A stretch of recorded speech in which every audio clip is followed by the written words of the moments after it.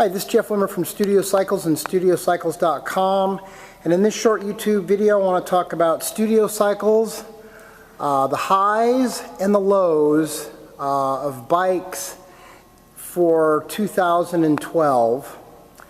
Now, just a quick rundown on us. We are the company in the fitness industry globally for knowledge, for consulting, and for absolute professional level building and refurbishing.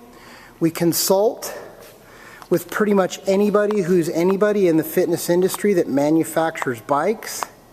This is a 15,000 square foot warehouse in Hawthorne, California. It's where we do our professional level building. And if you're buying bikes for your club, and you want to come to one place where all the major brands are under one roof to test and compare, this would be the spot. Now for us, 2012, which is almost over, has been our best year ever. We doubled our numbers from last year. We have the only 2 indoor cycling specific brick and mortar retail stores in the world.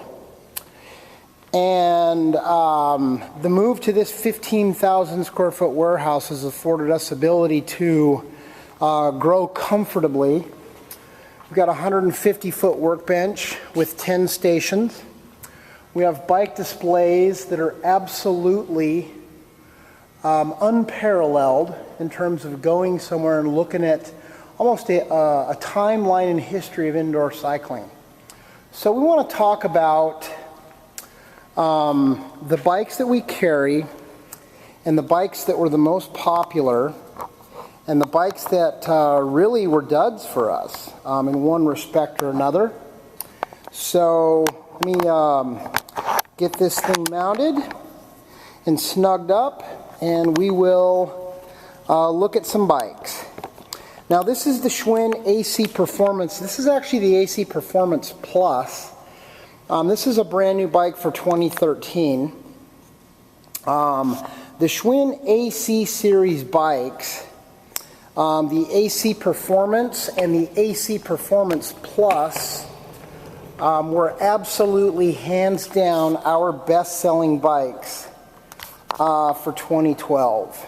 I consulted on these bikes a couple of years before they hit the market. I've probably installed more ACs than any other single individual in the world, although there are companies that have sold more bikes. But you know, when you're processing credit cards and throwing boxes on trucks, it's not hard to have high numbers unless you get educated and you know the differences. So for 2013, the AC Performance Plus, we have high hopes for this bike because the AC series for 2012, we did so well with it.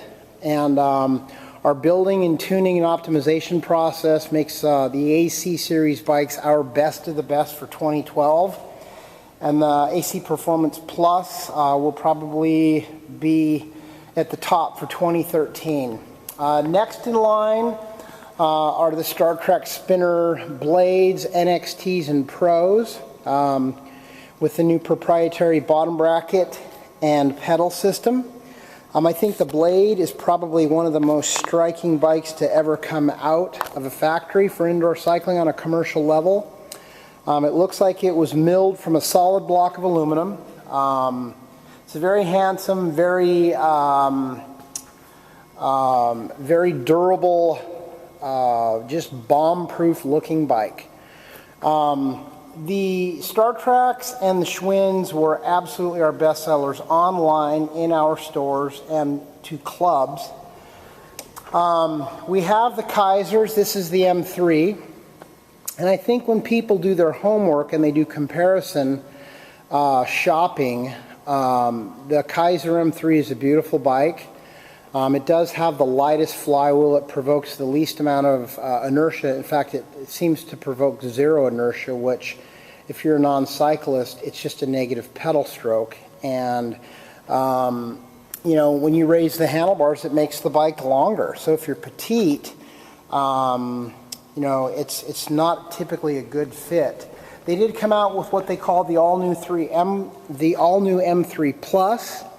What's new about the M3 Plus from my perspective is they put a light on the computer and they came up with one of the most unusual handlebar designs I've ever seen. Now when I get on the M3 Plus and I pull the handlebars close to me, the back of the handlebars are right over the top of my quads.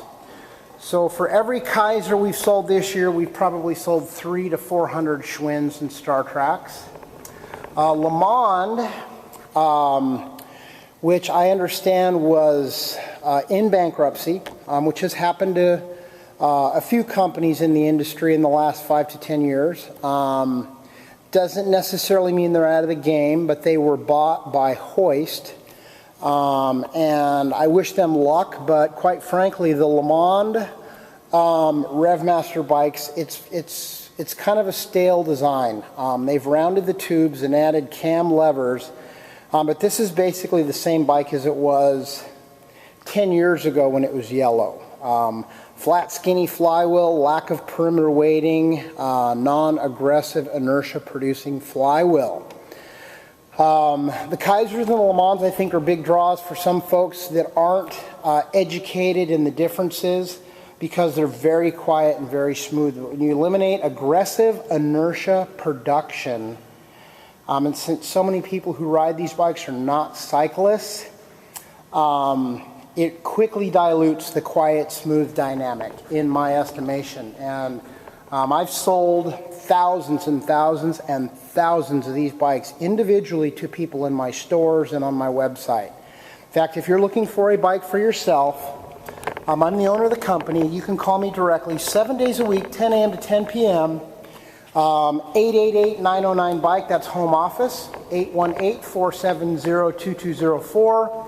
And my office is here in Hawthorne, 310-973-BIKE. I'm usually here in the late afternoons and evenings, tuning bikes and processing orders. This is a new company that came on board a year and a half ago, Free Motion. The designers of this bike actually designed the Schwinns a few years back. And this bike was... we had high expectations for this bike, but we found it very, very challenging to work on. With chain-driven bikes, you know, we disassemble our new chain-driven bikes and optimize the bikes from the inside out. And although this bike was heralded as being very easy to work on with the front, with the flywheel that is removed from the front of the bike, it's literally the most difficult bike I've ever worked on personally. And it was just too much of a challenge to deal with. Hopefully they'll get it to a point where it's easier to work on. We may revisit carrying these bikes, but for now, we had Free Motion in for about 3 months. They were not responded favorably to in our stores.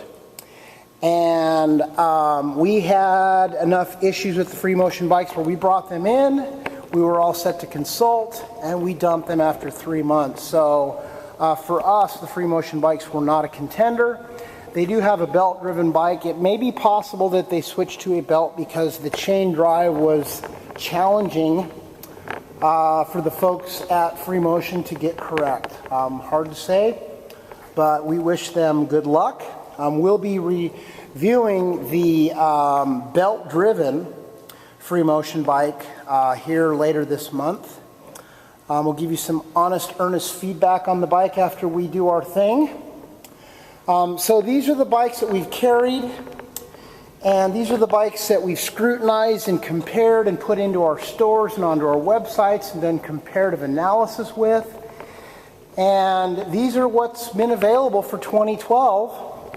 2013, there's not a whole lot of new stuff coming up the pipeline, but the Schwinn AC Performance Plus would be, in my estimation, the most evolved dynamic bike on the market. We'll have them first. We consulted on this bike, and it is November 28th, and we actually have these bikes coming in this week. I'm Jeff Wimmer from Studio Cycles and StudioCycles.com, and I want to thank you for watching this video, and best of luck to you on your road to health and fitness.